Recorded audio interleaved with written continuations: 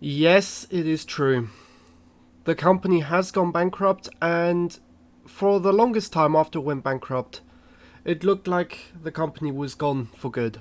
And I'm happy to announce that Halide, an American car company, which owns several different car companies, decided to buy out the whole entire Vilulf and has told it, do your own thing. So, without further ado, let's get back into the company and let's make some awesome cars.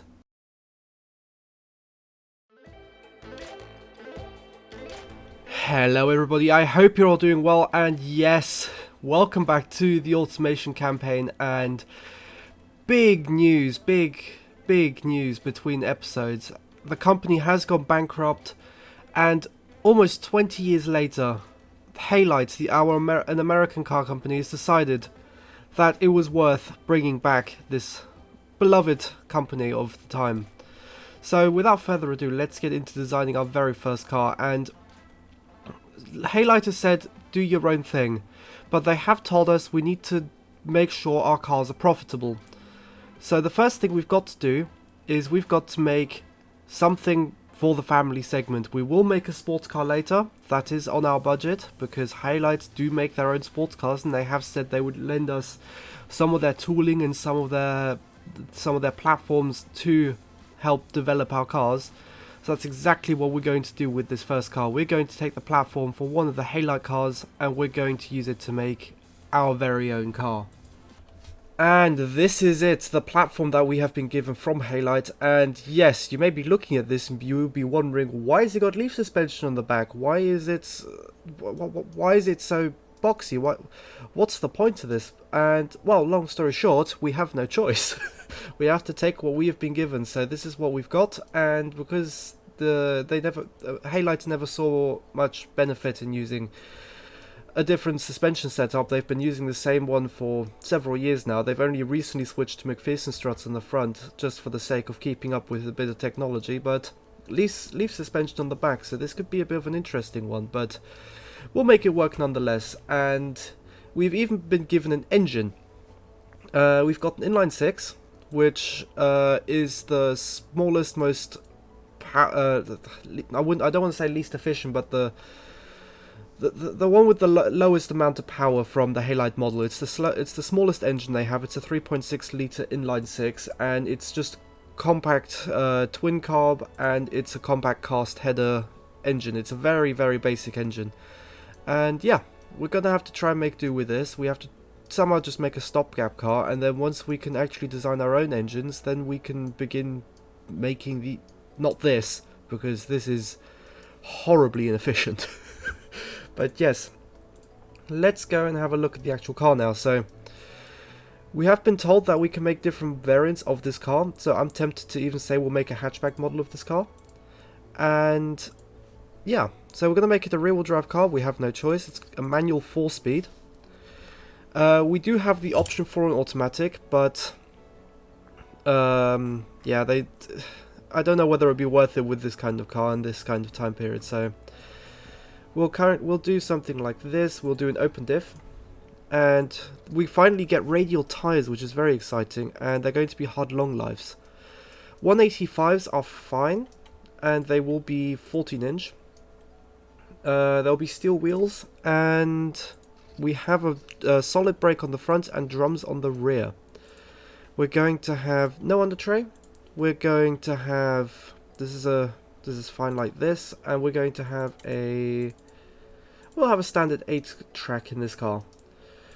Everything's just standard about this car. So we're going to have a manual recirculating ball, I think we want. Yep, a manual recirculating ball steering configuration. We'll have standard 70s safety and progressive suspension.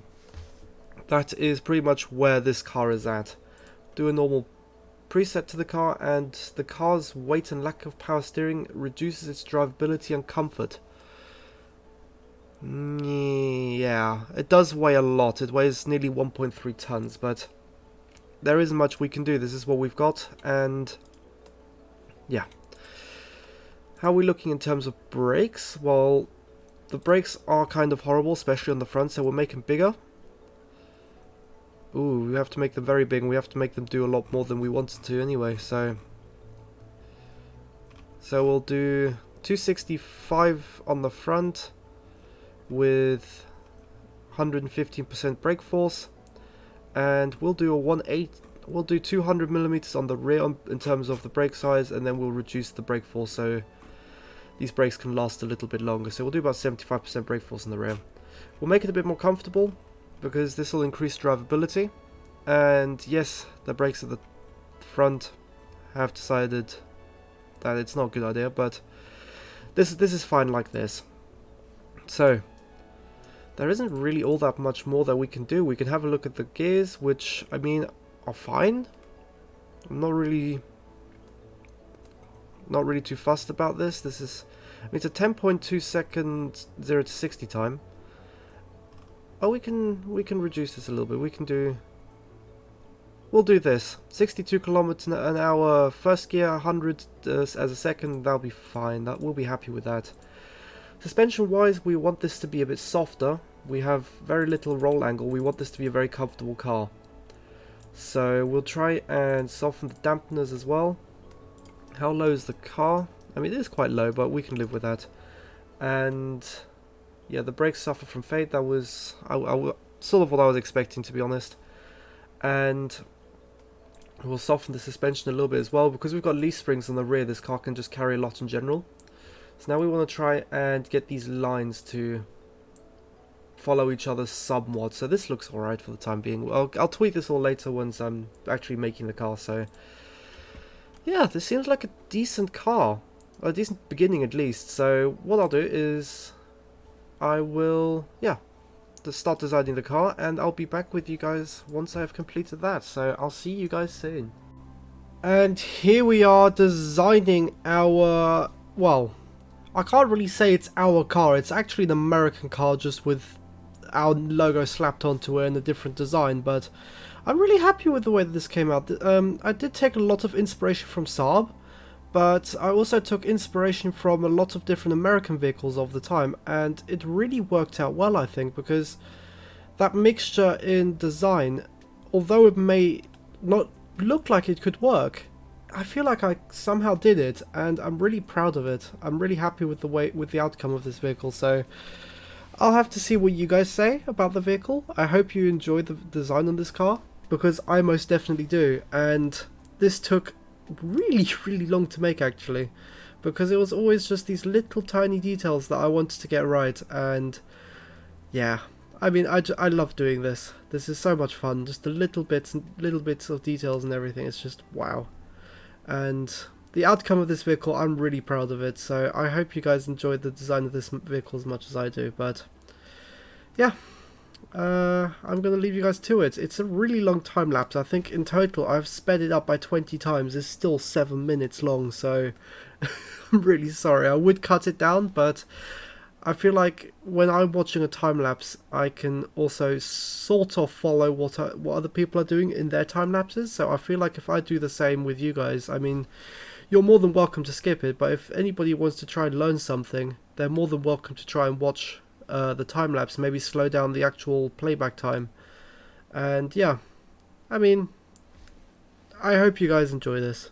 It's a very long time lapse, so I understand if you guys skip it. So yeah, I hope you enjoy it. Take care, guys. See you soon.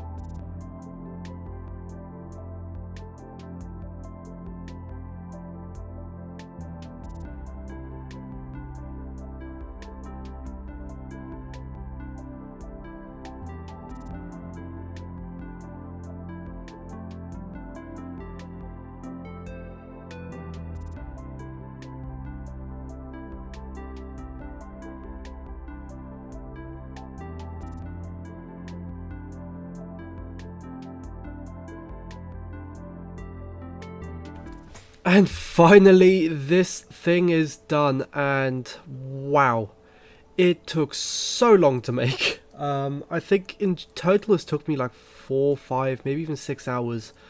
I wasn't really counting, but I just had a lot of fun designing it. It was, I mean, the front took a bit of work to try and get a design down where I said, okay, I like that. I like this. This has, because the problem is, because of Halite, we have to have this lovely American bumper here. And then we have to try and incorporate some European design, but yeah, I feel like the rear turned out a bit worse than the front, but it's nothing horrendous. Like, I can live with this, and because of the American style bumper, and then yeah. But the place where I am most happy with is in here. Wow, the amount of custom work that I did in this interior. Since yeah, I'm sort of at a loss for words. I've even got a roof lining, I've got, oh, there's a little thing poking out here, it's not wide enough. But I put in so much effort to try and get this just right, and I feel like it's at a point now where I can say, okay, I'm done with this, I'm happy. I've got steering wheels, dashboards, pedals, the shifter, everything. I've even put in stuff like, what are they called, seat belts, and it's like everything in here is its own little piece, and like you've got your own.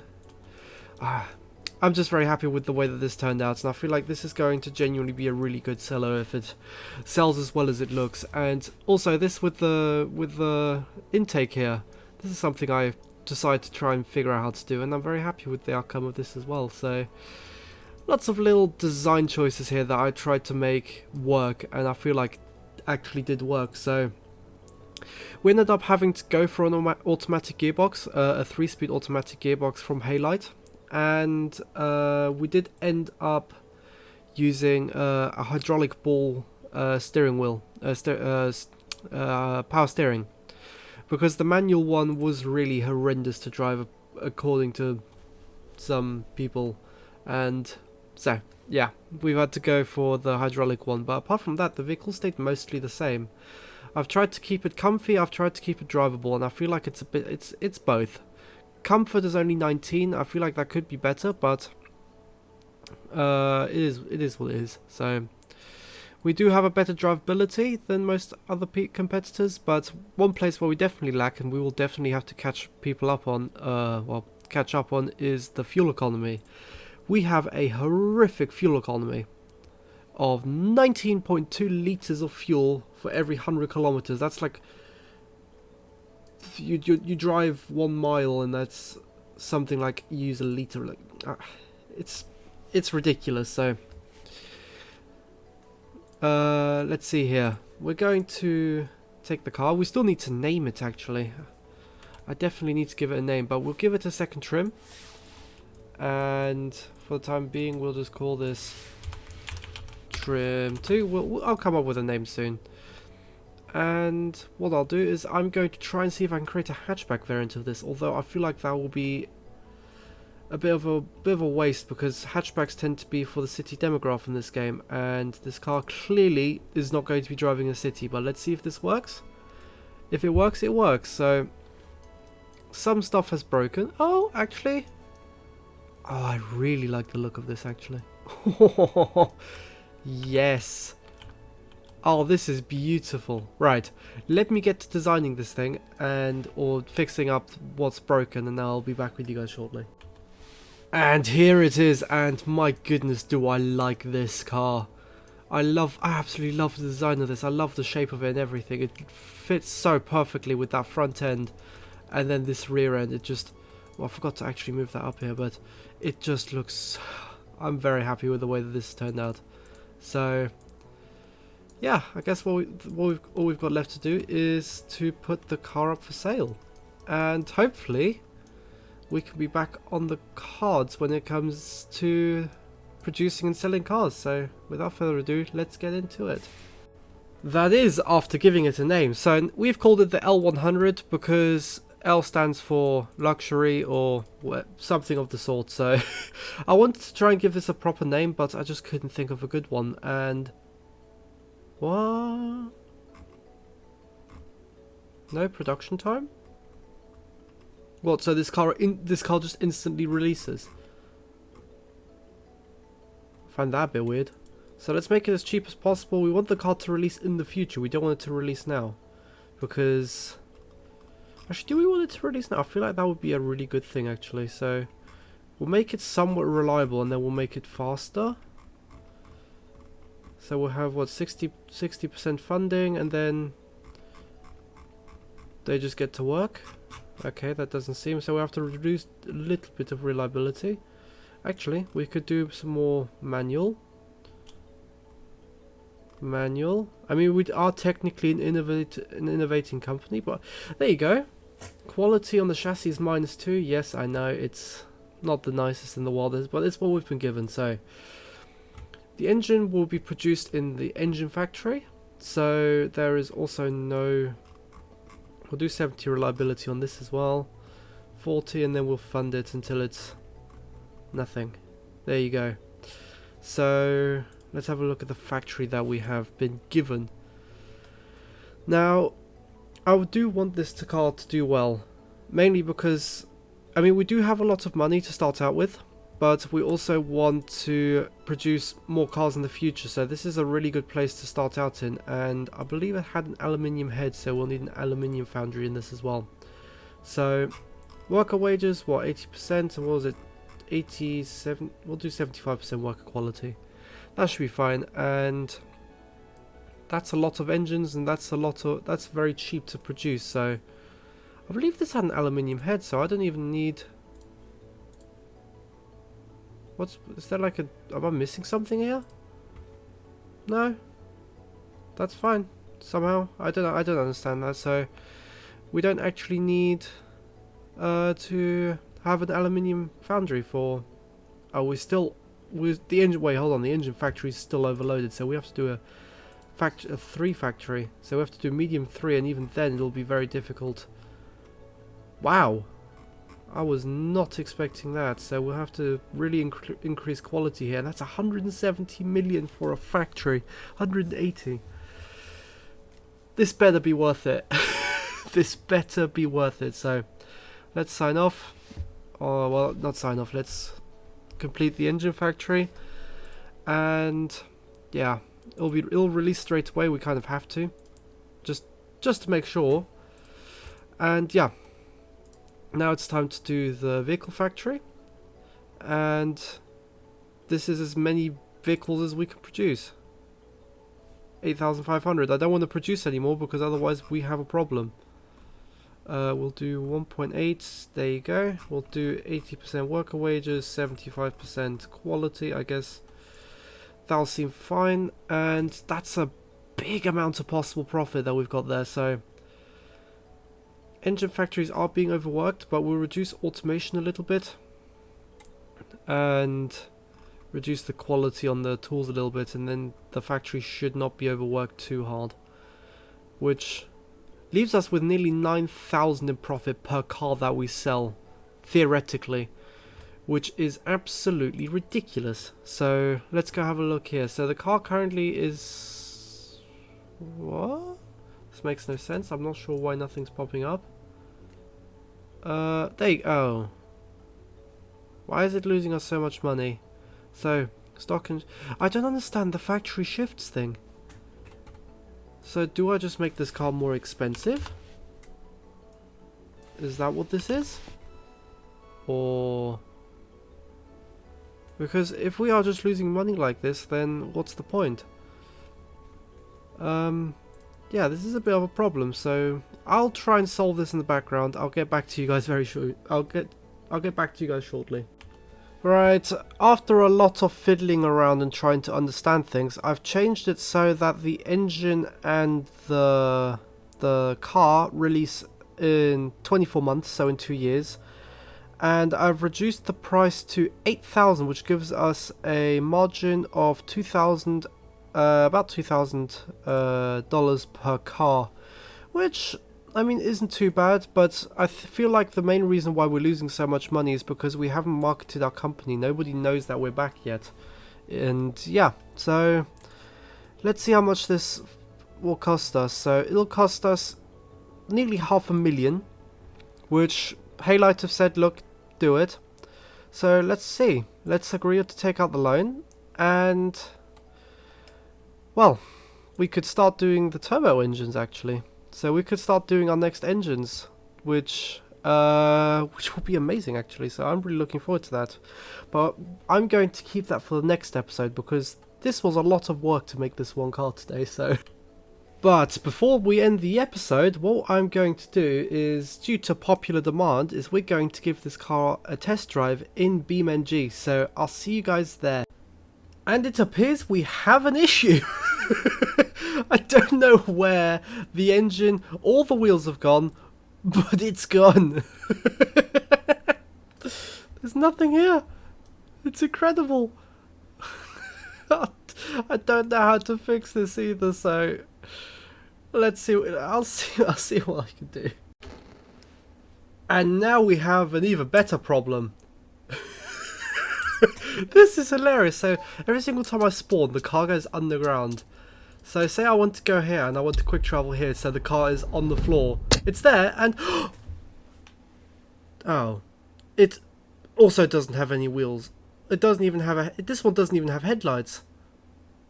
Oh dear, it doesn't have wheels or engine. Right, this is going to take some severe problem solving, and I'll be very honest with you, I have no idea how to do that. So